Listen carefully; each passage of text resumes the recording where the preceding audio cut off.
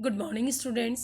बेटा आज हमारा टॉपिक है चैप्टर 6 से कंपनी के वित्तीय विवरण एक परिचय, introduction of financial statement of A company. बेटा फाइनेंशियल स्टेटमेंट क्या होते हैं? देखो आपने 11th में पढ़ा था कि एक सॉल प्रोप्राइटरशिप में साल के लास्ट में वित्तीय वर्ष के अंत में व्यवसाय की लाभ हानि और आर्थिक स्थिति का पता लगाने के लिए अंतिम खाते बनाते हैं। ठीक उसी तरीके से एक कंपनी के वित्तीय वर्ष के अंत में कंपनी का लाभ हानि और कंपनी की वित्तीय स्थिति का पता लगाने के लिए क्या बनाते हैं? Financial statement. क्या बनाते हैं? Financial statement. तो देखिए फाइनेंशियल स्टेटमेंट की डेफिनेशन आप क्या लिखेंगे? आपको कुछ भी ज़्यादा याद नहीं करना है, आप डेफिनेशन में लिखेंगे वित्तीय विवरण से आशय ऐसे विवरणों से है जो लेखा वर्ष की समाप्ति पर व्यवसाय की वित्तीय स्थिति व वित्तीय कार्य के परिणामों को प्रकट करता है। ये डेफिनेशन आपको याद करनी है। फिर आता है कंपनी अधिनियम 2013 की धारा 240 के अनुसार कंपनी के वित्तीय विवरणों में किसे शामिल किया जाता है? ध्यान रखना बहुत ज़्यादा इम्पॉर्टेंट है। एक नंबर में आपसे क्वेश्चन पूछा जाता है कि कंपनी के वित्तीय विवरणों में किस किस को शामिल किया जाता है। तो number 1 balance sheet, number 2 P&L statement. बस इतना सा ध्यान रखना, प्रॉफिट एंड लॉस अकाउंट नहीं बोलते, कंपनी में बोलते हैं स्टेटमेंट ऑफ P&L। और नंबर 3 है कैश फ्लो स्टेटमेंट। और नंबर 4 है note to account. Note to account, ये 5 दे रखे हैं, आपको सिर्फ 4 पॉइंट याद रखने हैं। सिर्फ 4 पॉइंट याद रखने हैं। नंबर 1 फिर से सुन लीजिए, balance sheet. Number 2 statement of P&L। Number 3 cash flow statement. और नंबर 4 नोट टू अकाउंट। ध्यान रखना ये 3 अपने सिलेबस में है, balance sheet, statement of P&L और note to account. Cash flow statement हमारे अभी सिलेबस में नहीं है, CBSE के सिलेबस में है, RBSE के सिलेबस में कैश फ्लो स्टेटमेंट नहीं है। ठीक है, उसके बाद और ये और ध्यान रखना 1% जो कंपनी होती है उसे कैश फ्लो स्टेटमेंट बनाने से फ्री रखा गया है, ये भी याद रखना है। आपसे एग्जाम में पूछ लेता है ऐसी कौन सी कंपनी है जो कि कैश फ्लो स्टेटमेंट नहीं बनाती है? आप लिखेंगे 1% कंपनी। कौन सी कंपनी? 1% कंपनी जो होती है वो कैश फ्लो स्टेटमेंट नहीं बनाती है। उसके बाद नेक्स्ट है फाइनेंशियल ईयर। आपको खुद को पता है फाइनेंशियल ईयर 1 साल का होता है, 1 अप्रैल टू 31 मार्च। उसके बाद नेक्स्ट है कंपनी वित्तीय विवरणों की विशेषताएं। बेटा वित्तीय विवरणों की विशेषताएं क्या है? नंबर 1 ये सूचनाओं को मौद्रिक रूप में प्रस्तुत करते हैं। ये ऐतिहासिक प्रपत्र होता है। देखो फिर से सुनिए, पहला ये सूचनाओं को मौद्रिक रूप में प्रस्तुत करता है। नंबर 2 ये एक ऐतिहासिक प्रपत्र होता है। ऐतिहासिक क्यों होता है? साल खत्म होने के बाद बनाते हैं और पिछली इन्फॉर्मेशन देता है, यानी पास्ट इन्फॉर्मेशन देता है, इसलिए ऐतिहासिक प्रपत्र होता है। ये लाभदायकता और लाभ हानि की सूचनाएं उपलब्ध कराता है और उसके अलावा भी अन्य वित्तीय सूचनाएं भी ये उपलब्ध कराता है।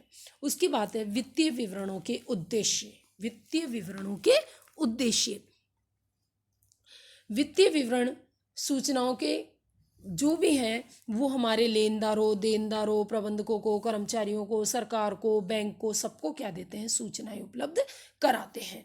तो वित्तीय विवरण के उद्देश्य नंबर 1 है व्यवसाय से संबंधित सभी व्यक्तियों को सूचनाएं उपलब्ध कराना, पहला उद्देश्य।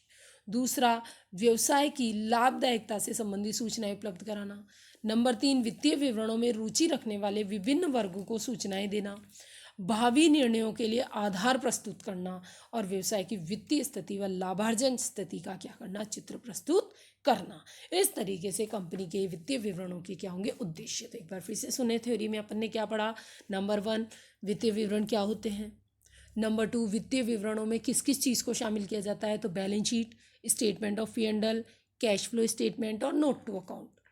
और 1% कंपनी, एक व्यक्ति वाली कंपनी को कैश फ्लो स्टेटमेंट बनाने से क्या रखा गया है? मुक्त रखा गया है। उसके बाद पढ़ा वित्तीय विवरणों की विशेषताएं और उसके बाद है वित्तीय विवरणों के उद्देश्य। और ये जो बेटा अपन फाइनेंशियल स्टेटमेंट्स बनाते हैं वो बनाते हैं अनुसूची 3 के अकॉर्डिंग। ठीक है, उसके बाद है कंपनी की चिट्ठा, balance sheet of A company. एक कंपनी का बैलेंस शीट कैसे बनती है? तो बेटा उसका ये हमारा क्या है? फॉर्मेट है। ये फॉर्मेट हमें एज इट इज क्या करना होगा? याद करना होगा। करंट ईयर यानी इस साल की फिगर और प्रीवियस ईयर की फिगर्स। आप जब भी क्वेश्चन करेंगे प्रीवियस ईयर का केवल कॉलम बना के छोड़ देंगे, जब तक हमारे पास प्रीवियस ईयर की कोई एंट्रीज होगी नहीं हम इसमें एंट्रीज नहीं करेंगे। उसके बाद है नेम ऑफ कंपनी, ध्यान रखना बैलेंस शीट के ऊपर आएगा ये सब। सबसे पहला पॉइंट आता है इक्विटीज एंड लायबिलिटीज, ध्यान रखना इसी फॉर्म में याद करना है। मैं बार बार कह रही हूँ बैलेंस शीट के फॉर्मेट को आपको बहुत अच्छे से याद रखना है। Equities and liabilities, equities and liabilities में भी फर्स्ट पॉइंट होता है शेयर होल्डर्स फंड, फिर शेयर होल्डर्स फंड का भी फर्स्ट पॉइंट होता है शेयर कैपिटल। अब ढंग से सुनिए, इक्विटी शेयर कैपिटल हो चाहे प्रेफरेंस शेयर हो, सारी कैपिटल एक साथ यहाँ लिखी जाएगी। जैसे मान लो 3 लाख रुपए की इक्विटी है, 2 लाख की प्रेफरेंस है, तो कुल मिला के 5 लाख है, तो हम शेयर कैपिटल के आगे कितने लिखेंगे 5 लाख, 5 लाख। लेकिन ये इक्विटी और प्रेफरेंस को जोड़ने का जो काम है वो हम कहाँ करेंगे, नोट टू अकाउंट में। यानी इससे रिलेटेड एड लेस जो भी हम कुछ कर रहे हैं वो सब वर्किंग नोट में होगा, जिसे कहते हैं नोट टू अकाउंट। तो शेयर होल्डर फंड में फर्स्ट पॉइंट क्या आएगा, शेयर कैपिटल। नंबर 2 है रिजर्व एंड सरप्लस। देखिए बेटा रिजर्व एंड सरप्लस में क्या आते हैं, बिजनेस में जितने भी रिजर्व हैं, आपको एक बार और इनको डिटेल में बताऊंगी, लेकिन अभी आप इनके बारे में ढंग से समझ लें। रिजर्व एंड सरप्लस में क्या होते हैं, जनरल रिजर्व हो गया, पी एंडल हो गया, कोई कंटेंजेंसी रिजर्व हो गया, डिबेंचर रिडेम्पशन रिजर्व हो गया, सिक्योरिटी प्रीमियम हो गए, ये जितने भी रिजर्व्स वगैरह है वो सब हमारे किस में आते हैं, रिजर्व एंड सरप्लस में। और इन सारे रिजर्व्स को ऐड करके एक जगह यहाँ लिखा जाता है, और ऐड करने का काम कहाँ करेंगे हम, नोट टू अकाउंट में। जैसे मान लो आपको क्वेश्चन में पी एंडल भी दिया हुआ है, जर्नल रिजर्व भी दिया हुआ है, सिक्योरिटी प्रीमियम भी दिया हुआ है, डिबेंचर रिडेम्पशन रिजर्व भी दिया हुआ है, सिंकिंग फंड भी दिया हुआ है। तो इन सबको आप एक जगह नोट टू अकाउंट में क्या करेंगे, ऐड करेंगे, और ऐड करने के बाद नेट अमाउंट यहाँ लिख देंगे। फिर नेक्स्ट है money received against share warrant, money received against share warrant ये क्या होता है, ये ढंग से समझना। Money received against share warrant क्या होता है कि जब भी एक पब्लिक कंपनी जो है वो एक ऐसा डॉक्यूमेंट रिलीज करती है जिस पर एक सर्टेन टाइम के बाद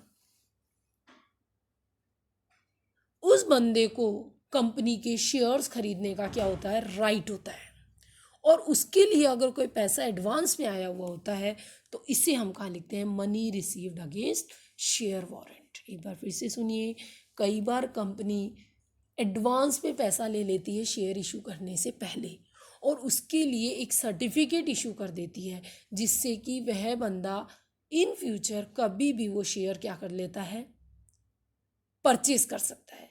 यानी आप उसे शेयर कैपिटल तो मान नहीं सकते क्योंकि अभी तक उन्हें शेयर्स का अलॉटमेंट नहीं हुआ है, तो आप इसमें क्या लिखेंगे, money receive against share warrant. और नेक्स्ट है share application money pending allotment. Pending allotment का मतलब क्या है कि मान लीजिए कंपनी ने शेयर इशू कर दिए, इशू करने के बाद कंपनी को पैसा भी मिल गया, कंपनी को क्या मिल गया, पैसा भी मिल गया, लेकिन अलॉटमेंट नहीं किए। उससे पहले ही हमने क्या बना ली, बैलेंस शीट बना ली। यानी अलॉटमेंट की डेट से पहले आपने क्या बना ली, बैलेंस शीट बना ली। तो उस पैसे को हम किस में लिखेंगे, share application money pending allotment. उसके बाद नेक्स्ट है नॉन करंट लायबिलिटी। मैं फिर कह रही हूँ फॉर्मेट एज इट इज होगा, इसमें हम कोई भी चीज़ ऊपर नीचे नहीं कर सकते। Non current liability, non current liability में आएगा बेटा लॉन्ग टर्म बोरोइंग्स। बेटा लॉन्ग टर्म बोरोइंग्स क्या होती है, लॉन्ग टर्म बोरोइंग्स का मतलब होता है लंबे समय के लिए, यानी 12 महीने से ज़्यादा के समय के लिए कंपनी कोई भी लोन लेती है। इनमें चाहे डिबेंचर हो गए, चाहे आपके बैंक लोन हो गए, कोई भी पैसा जो 12 महीने से ज़्यादा के लिए उधार लिया हुआ है तो वो किस में आएगा, लॉन्ग टर्म बोरोइंग्स में। जैसे मान लो बैंक से लोन भी ले रखा है आपने, आपने डिबेंचर भी इशू कर रखे हैं, तो वो सब इसमें आएंगे, लेकिन जोड़ने का काम कहाँ करेंगे हम, नोट टू अकाउंट में। उसके बाद नेक्स्ट है deferred tax liability. Deferred tax liability, deferred tax liability क्या होती है, अब ढंग से सुनना। बेटा दो तरीके की टैक्स होती है, एक तो होती है आयकर और एक कर योग्य आय, टैक्सेबल इनकम होती है, और एक अकाउंटिंग इनकम होती है। इन दोनों के बीच में हम के बिहाफ पे अपन क्या बना लेते हैं, प्रोविजन फॉर टैक्स। ठीक है, तो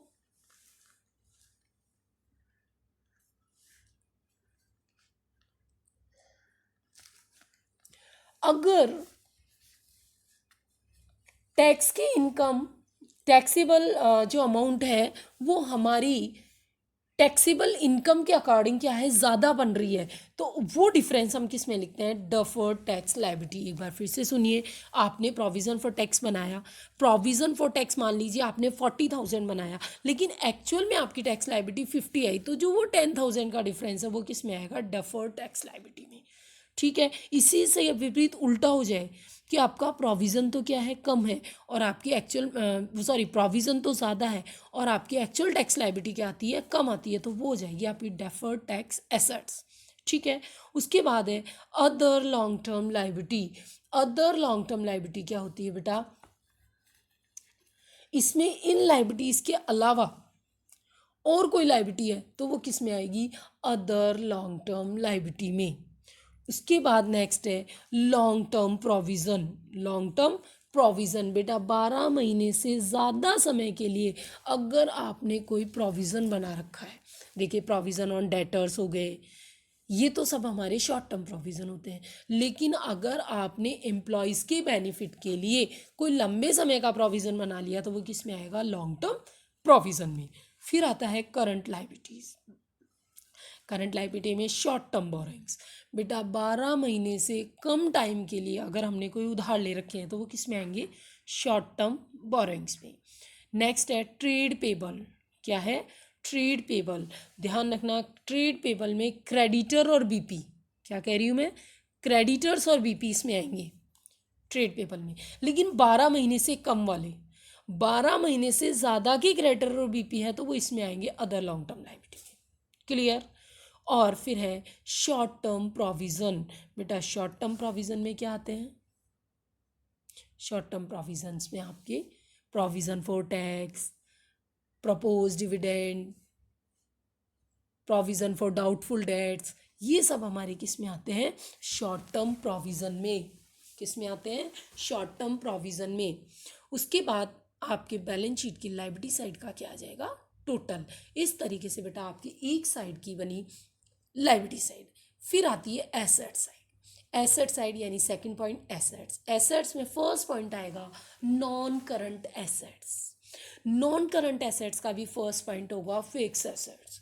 बेटा फिक्स्ड एसेट्स में भी फर्स्ट पॉइंट आएगा टेंजिबल एसेट्स। बेटा टेंजिबल एसेट्स कौन सी होती है, वो एसेट्स जिन्हें हम देख सकते हैं, छू सकते हैं, वो क्या होगी, टेंजिबल। जैसे बिल्डिंग है, लैंड है, प्लांट है, मशीन है, फर्नीचर है, व्हीकल है, ऑफिस इक्विपमेंट्स है, एसेट्रा। इन अब जैसे मान लो लैंड, बिल्डिंग, फर्नीचर, इन सबको आप एक साथ यहाँ जोड़ के लिखेंगे और इन सबको ऐड करने का काम नीचे वर्किंग नोट में करेंगे, नोट टू अकाउंट में। किस में करेंगे, नोट टू अकाउंट। उसके बाद नेक्स्ट है इंटेंजिबल एसेट्स। इंटेंजिबल एसेट्स में वो एसेट जो आपको दिखाई नहीं देती, जैसे गुडविल है, ट्रेडमार्क है, पेटेंट है, कॉपीराइट है, ये सब इसमें आ जाएंगे। सबको ऐड करके एक जगह लिखेंगे। ऐड करने का काम क्या करेंगे, नोट टू अकाउंट में। नेक्स्ट है capital work in progress. Next point क्या है, कैपिटल वर्क इन प्रोग्रेस। ढंग से सुनना, कैपिटल वर्क इन प्रोग्रेस क्या होता है, एक कंपनी फिक्स एसेट्स बना रही है, फिक्स एसेट्स बनी रही है, अभी तक आपने उसको काम में लेना शुरू नहीं किया है। ढंग से सुनना, आप एक बिल्डिंग है और आप उसे काम में ले रहे हो, जब तो टेंजिबल में लिख दोगे, लेकिन आपकी बिल्डिंग अभी अंडर प्रोसेस ही है, या आपने बना तो ली लेकिन अभी वो बिजनेस के काम में नहीं आ रही है, अभी उसका इनॉग्रेशन बाकी है, तो वो किस में आएगा, कैपिटल वर्क इन प्रोग्रेस में। ऐसे इंटेंजिबल एसेट्स अंडर डेवलपमेंट, यानी आपने इंटेंजिबल एसेट्स को खरीदने के लिए पेमेंट तो कर दिया, लेकिन अभी तक इंटेंजिबल एसेट्स के राइट्स आपको नहीं मिले। जैसे मान लो किसी कॉपीराइट के लिए आपने एप्लीकेशन तो लगा दी, पैसा तो खर्च कर दिया लेकिन अभी तक आपको कॉपीराइट नहीं मिला, तो वो आपके आएगा इंटेंजिबल एसेट्स अंडर डेवलपमेंट में। उसके बाद नेक्स्ट है non current investment. Non current investment, जो लंबे समय के लिए आपने कहीं पैसा इन्वेस्ट कर रखा है, वो किस में आएगा? नॉन करंट इन्वेस्टमेंट में। उसके बाद डफर्ड टैक्स एसेट्स, अभी पहले ही बताया था कि प्रोविजन फॉर टैक्स से अगर आपकी एक्चुअल टैक्स लायबिलिटी क्या होती है? कम होती है, तो वो किस में आती है? डफर्ड टैक्स एसेट्स में। फिर long term loan and advance, अगर हमने किसी को लंबे समय के लिए कोई लोन या एडवांस या उधार दे रखा है, तो किस में आएगा? Long term loan and advance. और अदर नॉन करंट एसेट्स है ऐसी एसेट जो 12 महीने से ज़्यादा की हो, जैसे डेटर है। डेटर वैसे तो करंट होते हैं, लेकिन आपने किसी डेटर को दे रखा है कि भैया 2 साल बाद पैसे दे देना, तो 12 महीने से ज़्यादा का हो गया, तो वो किस में आएगा? अदर नॉन करंट एसेट्स में। उसके बाद है करंट एसेट्स। बेटा करंट एसेट्स में है करंट इन्वेस्टमेंट, कम समय के लिए आपने कहीं पैसा लगा रखा है। इन्वेंट्रीज, इन्वेंट्रीज का मतलब होता है स्टॉक। इन्वेंट्री का मतलब क्या होता है? स्टॉक। उसके बाद ट्रेड रिसीवेबल, ध्यान रखना ट्रेड रिसीवेबल में डेटर और बीआर, क्या बोल रही हूँ मैं? डेटर और बीआर दोनों को क्या किया जाता है? इंक्लूड किया जाता है।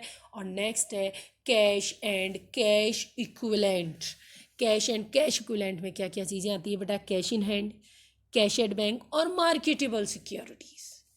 कैश एंड कैश इक्विवेलेंट में क्या क्या चीज़ें शामिल होती है? आपसे पूछ भी लिया जाता है एग्जाम में 1 मार्क्स में कि कैश एंड कैश इक्विवेलेंट में क्या क्या चीज़ें इंक्लूड होती है, तो cash in hand, cash at bank और मार्केटेबल सिक्योरिटीज़ आपके कैश एंड कैश इक्विवेलेंट में आती है। इन सबको ऐड करने का काम वही नोट टू अकाउंट में, यहाँ नेट अमाउंट। ध्यान रखना यहाँ हम कोई भी चीज़ टुकड़ों में नहीं लिखेंगे, यहाँ हम इसी फॉर्मेट में लिखेंगे। फिर इनका cash in hand, cash at bank जो भी आप जोड़ रहे हो सब वर्किंग नोट में जोड़ोगे और वो वर्किंग नोट नंबर हम यहाँ नोट टू अकाउंट में क्या कर देंगे? लिख देंगे। और फिर है short term loan and advance. अगर आपने कोई कम समय के लिए किसी को लोन या एडवांस दे रखा है, तो वो आएगा short term loan and advance. और फिर लास्ट आपका एक पॉइंट और आता है बेटा, अदर करंट एसेट्स। क्या आता है नेक्स्ट और last point? Other current assets. ध्यान रखना जो कि इसमें प्रिंटेड नहीं है वो पॉइंट आप अपनी तरफ से लिखोगे। यहाँ पर इंग्लिश मीडियम की बुक में वो पॉइंट नहीं है बेटा, आप खुद लिखेंगे अदर करंट एसेट्स इस जगह, अदर करंट एसेट्स। तो देखिए बेटा ये इस तरीके से आपको ये पूरा फॉर्मेट है बैलेंस शीट का, वो आपको एज इट इज़ याद करना है। एक भी वर्ड आप आगे पीछे नहीं लिखेंगे। और इनके अंदर क्या क्या आता है ये भी मैंने आपको क्लियर कर दिया है।